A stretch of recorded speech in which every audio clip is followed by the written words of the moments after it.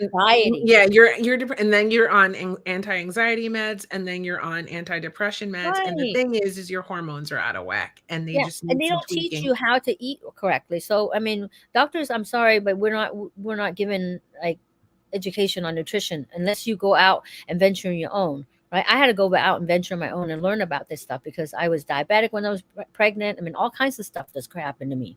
So, menopause, um, just it doesn't happen suddenly. It's gradual. Sometimes it can go for several years. So you just need to know that it can, some days you're fine and some days you're not fine. But then there are things that you can help to support your symptoms. Okay. So I have another myth. Do you want me to continue to go through the myths? Yes. Okay. So another myth is well, menopause only affect women over 40. We already debunked the fact that just because you're not 50, you're not going through menopause. Perimenopause is real, and it is huge. I mean, it is huge because we're the background of the family. Okay, if mama's not happy, ain't nobody's happy either. So if you are the mom, you're the foundation, you need to learn how to take better care of yourself during this time. This is not child, just child, what do you call it? Um, it's not selfish. It's self-worth and self-respect, self-love. And when you take care of yourself like this, your kids are not going to react the same way as they do when they go through that. Right? And and your workers, your coworkers will love you and your husband will also love you too. Yeah, because it's hard. Listen, just imagine, if you Divorce will, happens so much. You know how many it, divorce people and because of the fact of menopause, people, women lose their jobs right? Right. because they don't fully understand. Like this affects your ability to the Mental focus health. Yeah. and perform at work. It can be that serious. People don't talk about that. And just to think about it, like if you're not sleeping through the night because all of a sudden you can't sleep through the night, you don't know why. You're just not sleeping. Your joints are aching more. You're waking up clammy and sweaty every night, or you're Hair's falling waking up off. in a Hair. pool of Yeah. water. Your beautiful hair is getting thinner and falling You get out, wrinkles. right? You're starting to get more wrinkles. Like you're looking at yourself and you're going, what the hell is happening to me? I am 39 years old. I Mm-hmm. am 40 years old. I'm 42 years old. I feel like I'm in the best time of my life, but now all of a sudden weird things. I Right. have never been more confident, and then bam, Right. I can't sleep at night. I feel like killing everyone. I mean, I'm unaliving people, right? Like I'm so angry, but not Right. really. And then your spouse is like, you are not the woman that I married. I Yeah. don't know. Stick with us, fellas. We haven't forgotten you. We're going to teach you how to cope or Yeah. support your female. You know, Because some like women have you said, a pillow, and they said, not tonight, I have a headache. But then the pillow flipped over and said, not tomorrow either, because I feel like a migraine coming on. yeah, you wondering why your wife is not interested in you sexually or Right. your partner. You're And the wondering like, vaginal dryness, oh, and the that's vaginal part of it. pain. Yes, It's not about you not wanting to have sex with your husband, and all of a sudden, like it it feels hurts. like it feels like glass. Mm-hmm. It's just so uncomfortable. There's so many symptoms, like you said, and not everyone has the same symptoms. But I encourage you, ladies, get together with your same age or similarly aged girlfriends and have open discussions about what you're experiencing, and then share this episode with them so they can get a good grasp on what to do from a functional medicine expert. Hey, you Okay. know what? I had an idea too. Maybe another podcast or another we should have like a group of women who wants to do a like a round table. Oh, that's a wonderful idea. Yeah. So I'll anyway, put that on the books. okay. So that's another myth. Like women who are actually at the end of menopause, they feel like they don't have the sexual drive. I've had people who actually have better sex after menopause than pre because they're not worrying about having a baby or getting pregnant. So, um, but that means you have to learn how to balance your hormones. Some people are just like, you know what, I'm just gonna hang it all up. I'm not no more sex for the rest of my life. That's so depressing. Me no love you long time.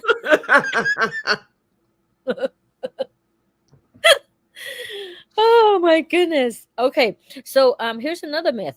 Weight gain is inevitable during Really? menopause. That's a myth? It's a myth. It's a myth, girl. Because listen, I am going to be 55 years young. Okay. And I look pretty damn good, I have to say. Because the fact that I'm conscious, I'm aware, and I want to teach women how to be mindful of their body. Love their bodies, man. You love your body wherever you're at, and then you're going to just continue to love every single stage of the way. And what's going to happen is the chrysalis become this beautiful butterfly, right? So just because if you don't like how you're going to look because you just had your baby, or maybe you gain a little weight, it doesn't mean that okay, you're going to just settle. I had a patient of mine who actually was 345 pounds, and then she did her venture, or her own venture on weight loss, and she was stuck at 245. Okay, and she was on all these medications, depressed, antidepressant, and she was on GERD medicine, reflux medication. So there was one day she's like, I can't even go to work anymore because I feel like I'm on vomit, and I've been calling in sick. So revamped her system, talked about her diet, mindset. Mindset is huge. Okay. She was taking care of everybody else except for her. And then she's not, every time she looks in the mirror and she's like, ugh, holy crap. If you say that to your mouth, you're your own worst bully, right? And the silent bully of anything. So stop it. Nobody knows the wound inside your head except for you. Then that means you have the key to unlock it. I can heal the wound outside. You can talk to the patient, your provider, about your symptoms on the outside, but inside, the deepest, darkest feelings, even like if you had molestations, rape, something that happened to you in the past, that your body will hold on to that fat because you don't want to look like sexy. You don't want to look sexy. You don't want to entice somebody else to hurt you again. So you can hide behind that pain and nobody knows. Okay, and that can cause your hormone to be dysfunction in itself, right? Because your mental state is like you feel like you're being harmed, and you harm yourself anyway.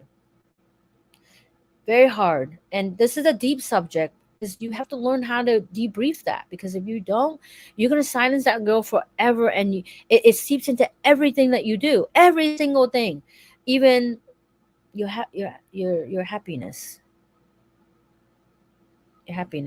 and the decision you make, for a partner, um, how you dress, what you eat. If you feel bad, you're gonna eat bad. You feel good, you're gonna eat good, right? And when you meet somebody, you might meet somebody who abuses you, because you end up attracting somebody who hurt you because you hurt yourself and your self esteem is low. This stuff is real, and I hear this every single day with some of my women patients, um, and they don't talk about it. And sometimes when I kind of inadvertently talk about something else, and I mean, even like to not even ever have a pap smear forever because they were so afraid of penetration. Okay, so that means, okay, they can have, uterine cancer, cervical cancer, and they don't check. So this stuff affects your health.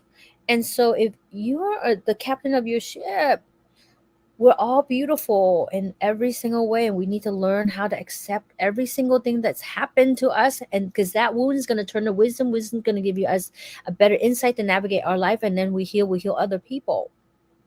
So turn your trauma to triumph, not and then sometimes you have to go from trauma to drama before you join triumph. But just to learn how to know yourself and listen to the inside voice. Don't let the outside noise dictate your inside voice, right? Because people have versions of you, but it's not real.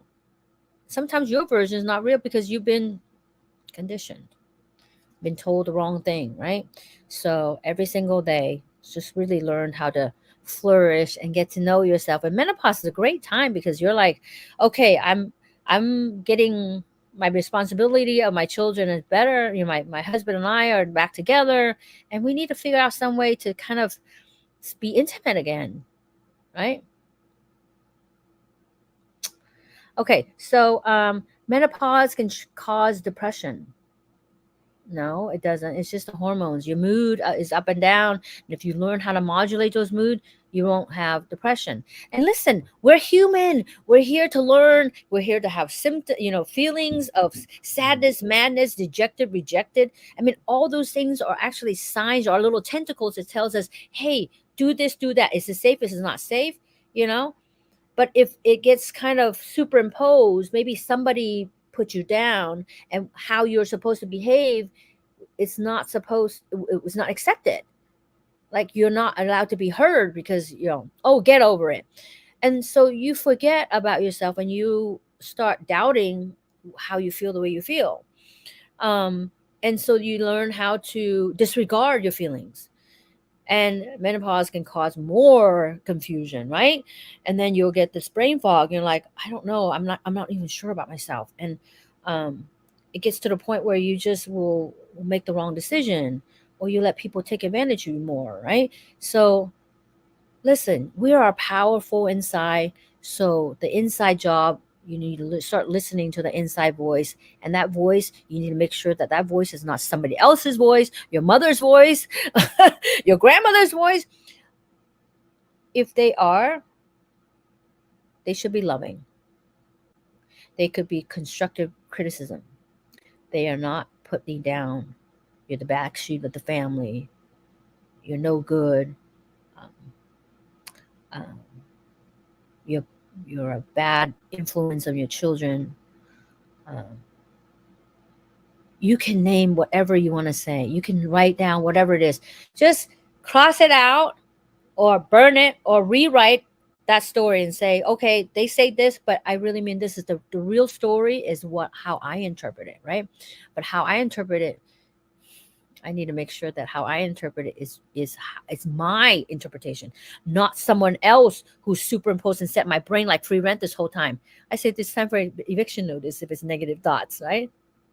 Dude, babies have 9 months. We have the rest of life thinking about somebody who hurt me like 20 years ago. I'm like, what the heck? This is Got very to confining. rewrite those negative thoughts, mindset. I mean, and everyone talks about mindset all the time now, which is great, but Right, reprogramming that mindset and all of that negative conditioning. I'm not right. saying I'm it's not I really dislike how everyone's like being positive is toxic. It's only toxic when you're avoiding the reality of your emotions, right? Sure. But I think the goal of being positive and being uplifted is a good thing, you know. I mean, and we should try to reprogram our self concept, and we should try to, you know, remove the negative conditioning that we received as children, because Well, once that's done, we have a better chance at thriving as adults. well, I would say